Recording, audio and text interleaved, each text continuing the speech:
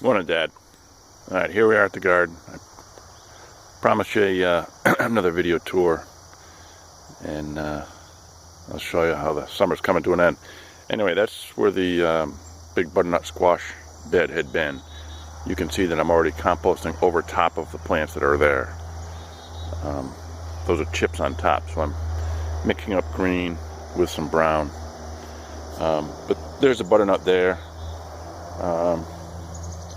Here's another one. So I haven't picked them yet.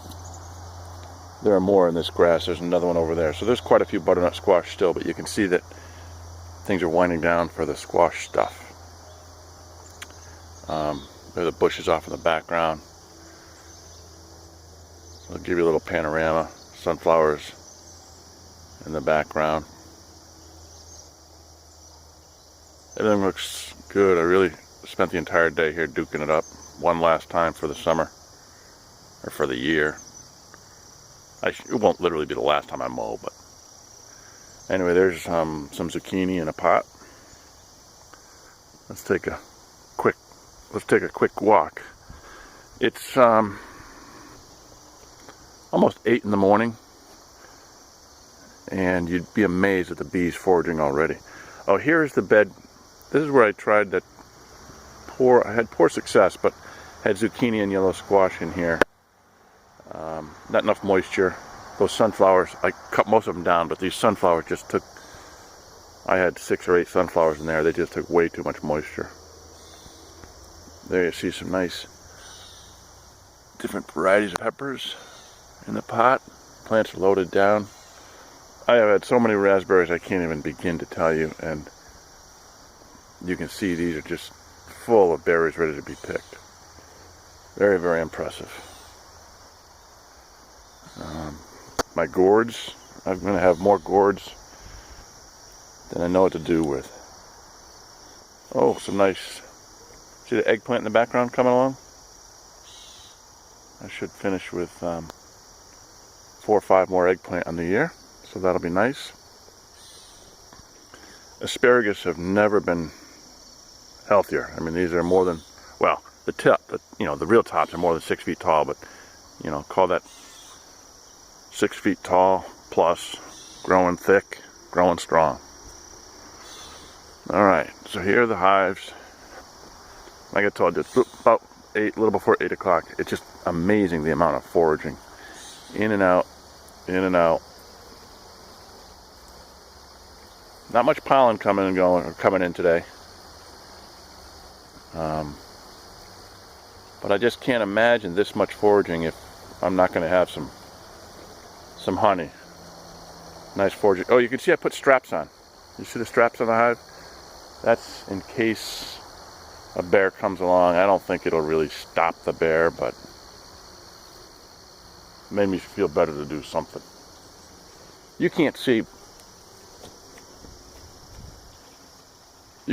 it, but I love just watching these things take off, and they go in every different direction. They just vector off to somewhere to go get some nectar or pollen. So here's an example. Look at, those are not ripe yet. Those are not ripe yet. Those are still coming. Look at all the berries here that are not ripe. And just down in there, there's a bee, a bumblebee, not a honeybee, but still pollinating flowers. So not only are we picking ripe berries, and there are green berries, look at that. Look at that. Plenty of flowers to come. I'm telling you, these are going to produce until frost. It's probably just coincidence. Like I told you, one reason I'm having such a good berry pick is that we've picked them regularly this year.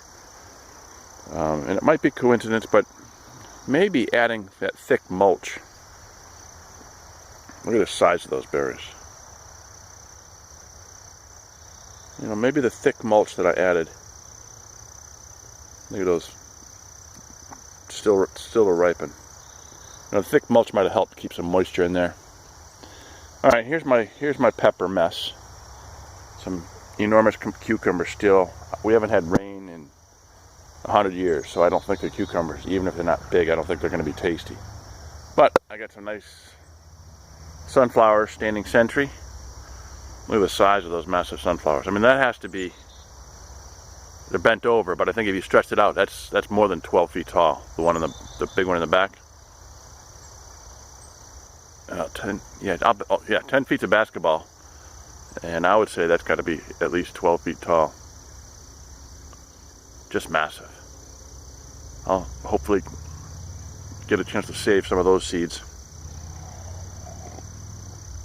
But nice cucumbers, nice cherry peppers.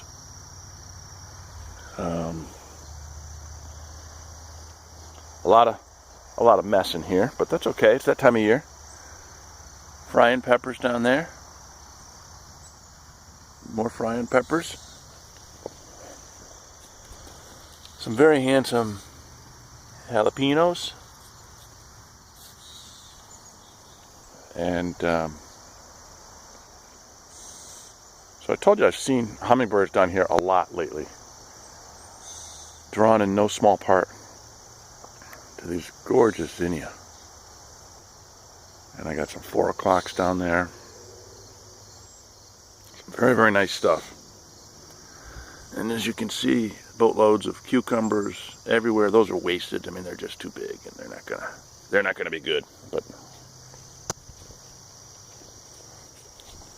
I do have some nice delicata squash. That squash that I told you is our new favorite. We've got quite a bit of delicata hanging around, so that's nice.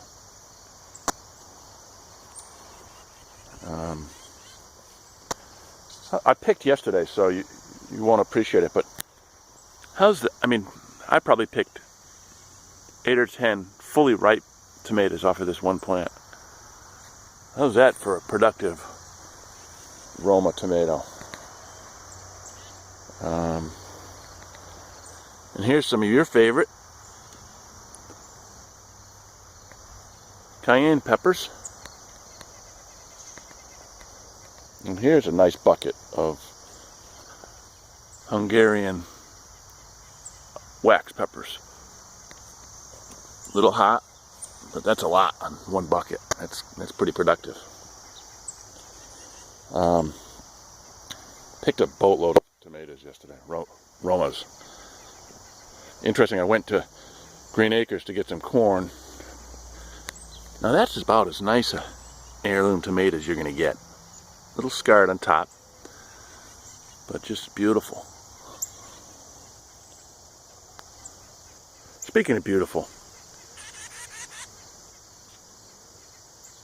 can you hear that titmouse up there searching for seeds?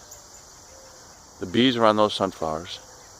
Yeah, and there's a titmouse if you look up in the top left. Picking. He picked a seed. But how beautiful is that in the morning? Look at all the bees working. Blue sky in the background. I really enjoy sunflowers. There's looks like a bumblebee on the right hand side, and it looks like a honeybee in the top left just took off.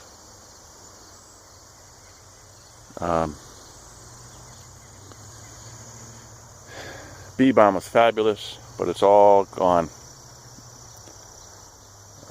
that time of year. Alright, here's the pumpkin bed, little raised bed down here with pumpkins that I put sunflowers in. Probably put too many in and it dried it out as well. But I do have some pumpkins and some spaghetti squash and things like that. And here's these pumpkins in the back there. If I have the energy and time, probably more time, I should probably clean this up today. But I don't know, I kind of like, I started before, I showed you where I already cut some sunflowers down. I actually like leaving the sunflowers up there for the birds to harvest. Some of these are already pretty well picked out, if you can believe it, but might as well leave them there for the fall. So here, this is nice here. Here's my curly kale. Still going strong. Actually, it actually should pick up as the cool weather comes along. Was down yesterday and I scruffled beneath each one of these and I watered very thoroughly. And when you consider I don't have a lot of water, I was very generous.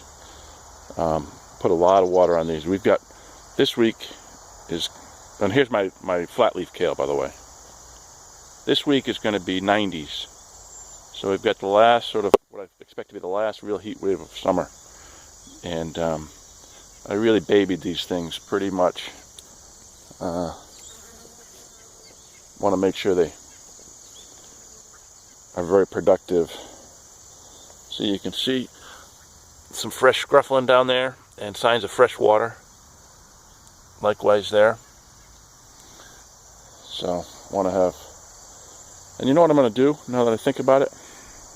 I'm going to go home, get some fresh coffee, and come down and put some more BT on. I haven't had those cabbage worms, or yeah, that's what they're called, cabbage loppers, or whatever they are. And I want to make sure.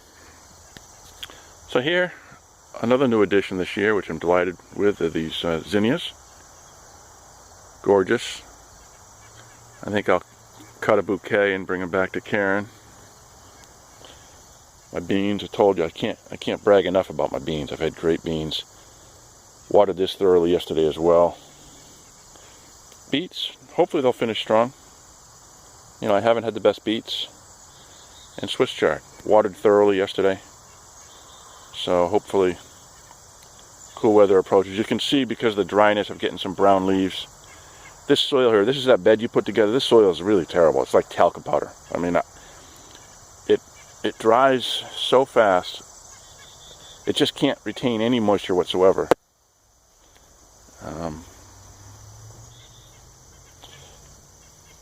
There's one of your favorites. Maybe I'll bring this down to South Carolina for you and Mom to enjoy. Nice cold Robbie.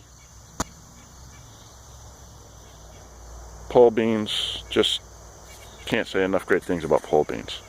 You pick them, they keep producing, period. Delicious, nutritious. Good for you.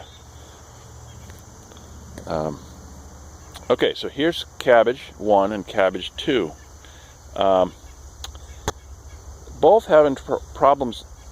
They're being eaten, not by the cabbage worms, because I've treated that BT a couple of times this year, and that's been pretty effective.